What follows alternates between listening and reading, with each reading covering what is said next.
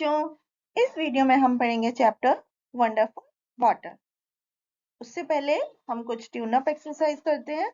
यहाँ पर बच्चों कुछ क्वेश्चंस दिए गए हैं, हमें उनके एग्जांपल्स लिखने हैं। जैसे कि सबसे पहले 4 लिविंग थिंग्स के नाम लिखना है जिनको कि जिंदा रहने के लिए पानी की जरूरत होती है। जिससे सबसे पहले प्लांट्स, एनिमल्स, ह्यूमंस और फिशेस, इन सबको पानी की जरूरत होती है लिविंग के लिए। एंड सेकंड क्वेश्चन है name 4 activities for which you need water. हमें कौन से 4 ऐसे काम हैं जिनके लिए पानी की जरूरत होती है। जैसे कि most important drinking, bathing, cleaning and washing. इन सब काम के लिए हमें पानी की जरूरत होती है। Do you think that water is precious? Yes, water is very precious for humans. तो बच्चों, वाटर जो है वो बहुत ही प्रीशियस है और बहुत ही यूजफुल है। लिविंग थिंग्स जो है वो पानी के बिना ग्रो नहीं हो सकती, लिव नहीं कर सकती। Plants can not make their food without water. Animals और ह्यूमंस उनको पीने के लिए और अपनी बॉडी प्रोसेस के लिए, जैसे डाइजेशन के लिए, सर्कुलेशन के लिए, एक्सक्रीशन के लिए, सबके लिए पानी की जरूरत होती है। अब हम सोर्सेज के बारे में पढ़ते हैं। बच्चों, अर्थ के सरफेस का 2/3 हिस्से भी ज्यादा हिस्सा पानी से कवर्ड है, जो कि ओशियंस और सीज के रूप में है। ओशियन और सीज का जो पानी है वो सॉल्टी होता है, वो पीने के लिए फिट नहीं है। जितने भी वाटर बॉडीज जैसे कि पॉन्ड्स, लेक्स, रिवर, स्ट्रीम है, उनका पानी यूजफुल है पीने के लिए। But rain is the only one main source of water on the earth. बारिश ही मेन सोर्स है पानी का पृथ्वी पर। रेन वाटर जब गिरता है, जब बारिश होती है, तो वो पॉन्ड्स, लेक्स एक्सेट्रा में पानी भर जाता है। और जब ये पानी ग्राउंड पर गिरता है तो ये धीरे धीरे जमीन के में एब्जॉर्ब होकर जमीन के अंदर चला जाता है। और फिर जो अंडरग्राउंड वाटर है उसको कुओं से, ट्यूबवेल, हैंड पंप से ड्रॉ करते हैं।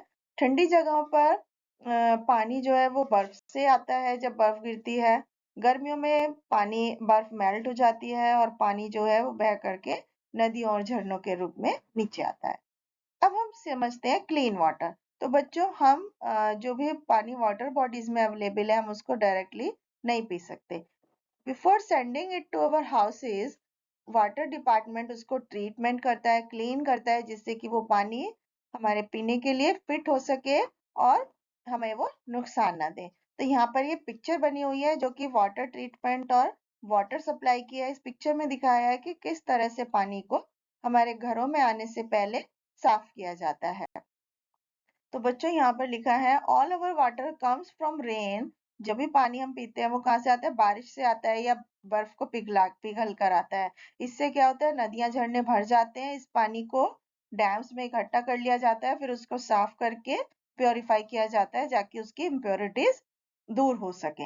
ये ट्रीटमेंट प्लांट में उसको ट्रीट किया जाता है और फिर वाटर ट्रीटमेंट प्लांट से पानी पंपिंग स्टेशन में जाता है और पावरफुल इलेक्ट्रिक पंप लगे होते हैं जिससे ये पानी बड़े बड़े रिजर्वायर्स में जाता है और फिर ये पानी वाटर पाइप के थ्रू घरों में, दुकानों में और फैक्ट्रीज, फार्म्स में भेज दिया जाता है। अब हम अंडरग्राउंड वाटर की बात करते हैं। तो बच्चों, हमने सीखा कि बारिश का पानी जब अर्थ की सरफेस पे आता है तो वो ग्राउंड में धीरे धीरे सीप होता है और लार्ज क्वांटिटीज में जमीन के नीचे इकट्ठा हो जाता है। और हम इस अंडरग्राउंड वाटर को कुएं खोदकर बाहर निकाल सकते हैं। वेल्स जो होते हैं वो कई तरह के होते हैं। जैसे सबसे पहले ओपन वेल। पानी को निकालने के लिए ऐसी जगह पे सिर्फ it is not far below the surface, जहाँ पर सरफेस से ज्यादा नीचे पानी नहीं होता है। ऐसी जगहों से जब पानी निकालते हैं तो हम एक बड़ा सा होल को खोल लेते हैं जिसको कि वेल बोलते हैं। और इसका माउथ जो होता है वो या तो खुला छोड़ देते हैं या उसको कवर कर देते हैं और इससे एक पुली के थ्रू से पानी बाहर निकाल लिया जाता है। And it is a well with a grooved outer rim. एक बाल्टी धागे से उसमें बांधी जाती है रस्सी से और उसको नीचे कुएं में डाला जाता है ग्रूव पर रस्सी पुल्ली की फंसा करके। और जब वो पानी उसमें भर जाता है तो उसको ऊपर खींच लिया जाता है। ट्यूबवेल में भी हैज डीप बोर्स, उसमें बोरिंग होता है जो कि अर्थ के नीचे गहराई तक खुदा होकर पाइप को डाला जाता है उसमें और उसमें हैंड पंप से फिर पानी को बाहर निकाला जाता है। मोटर और दूसरे जानवर भी इस ट्यूबवेल से पानी निकालने के लिए यूज में लाए जाते हैं। अब है स्टेप वेल्स। स्टेप वेल या बाउली एक टैंक होता है जिसमें कि बहुत सारे स्टेप्स होते हैं, सीढ़ियां होती हैं इसके सब साइड्स में। और स्टेप वेल्स जो होते हैं उसमें की पोजीशंस होती हैं पानी के स्टोरेज के लिए। ये भारत में बहुत सारी जगहों पर है, जैसे कि गुजरात, राजस्थान। पतन which was the capital of Gujarat earlier, उसमें एक अमेजिंग स्टेप वेल है जिसको कि रानी का वर बोलते हैं। इसमें ये 7 स्टोरी स्टेप वेल है जो कि अपने स्कल्पचर के लिए फेमस है इस कुएं के। शायद ये भारत की अकेली ही एक तरह का स्टेप वेल है। वाटर फॉर इरिगेशन यानी खेती के लिए पानी। तो बच्चों, प्लांट्स को भी पानी की जरूरत होती है। जैसे कि हम पानी के बिना नहीं रह सकते, इसलिए प्लांट भी मिट्टी से पानी एब्जॉर्ब करते हैं। और इन अवर कंट्री मानसून रेनफॉल जो है that is the main source of water for crops. लेकिन पूरे साल तो बारिश नहीं होती है। ज्यादातर हिस्सों में क्या है, बारिश का सीजन जो है वो केवल 2 से 3 महीनों का होता है। And also the division of rainfall is not even, सब जगह पर एक साथ बारिश भी नहीं होती है। कुछ एरिया है जहाँ पर बहुत बारिश होती है, जबकि कुछ जगहों पर कम होती है, और कुछ जगहों पर तो बिल्कुल भी बारिश नहीं होती। तो बच्चों, हमें बारिश के ऊपर निर्भरता को कम करने के लिए we need to irrigate plant. Irrigation का क्या मतलब है कि हम प्लांट्स को पानी की सप्लाई देते हैं दूसरे तरीकों से, जैसे कि नदियों से, नहरों से, कुओं से, ट्यूबवेल से और हैंडपंप से। हमारे देश में गवर्नमेंट ने बहुत सारे रिवर प्रोजेक्ट्स बनाए हैं इस चीज रिवर वाटर को इकट्ठा करने के लिए रिजर्वॉयर में इरिगेशन पर्पज से। तो मल्टीपर्पज रिवर प्रोजेक्ट्स हैं जो कि पानी सिर्फ पीने के लिए ही नहीं सप्लाई करते हैं, बल्कि फसल उगाने के लिए भी पानी को सप्लाई करते हैं। Water requirement for different crops. तो बच्चों, अलग अलग क्रॉप उगाने के लिए हमें अलग अलग अमाउंट चाहिए होती है पानी की। कुछ क्रॉप में जैसे व्हीट है, उसको रेगुलर इंटरवल पर पानी देना होता है अलग अलग उसकी ग्रोथ के स्टेज पे। जबकि दूसरी तरफ जो फसलें हैं जैसे चावल, उनको खड़े हुए पानी की जरूरत होती है। तो because of this, in area where water is scarce, जहाँ पानी की कमी होती है, फसलों को जैसे कि चावल की तरह की फसलें वहां पर उगाना अवॉइड किया जाता है। और किसान वहां पर कैश क्रॉप्स उगाते हैं, जैसे कि गन्ना, रबर, स्पीसीज जिनको कि कम पानी की जरूरत होती है। इरिगेशन की फ्रीक्वेंसी जो होती है वो मिट्टी टू मिट्टी निर्भर करती है, वेरी करती रहती है। Black soil requires less irrigation than sandy soil.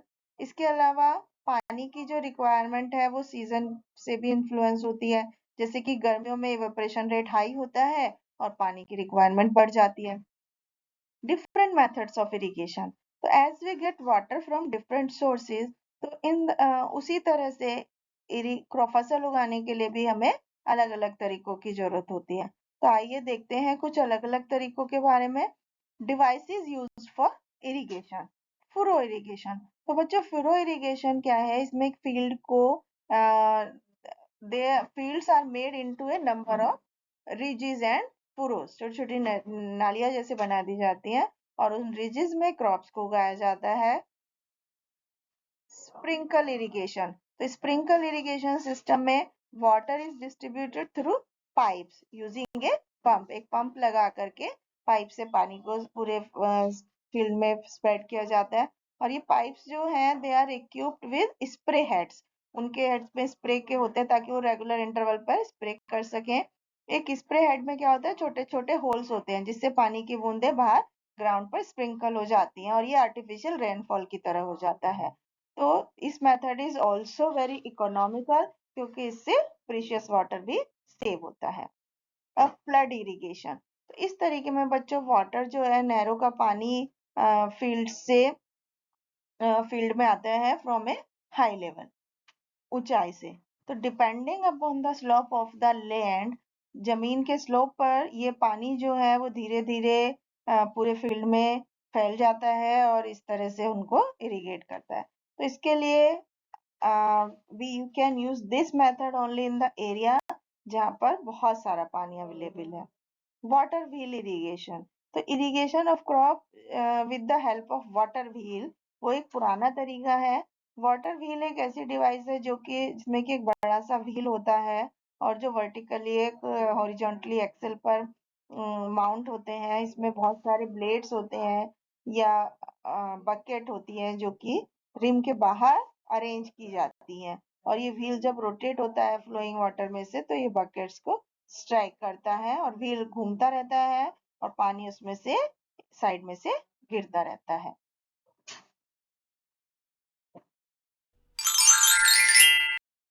Thank you.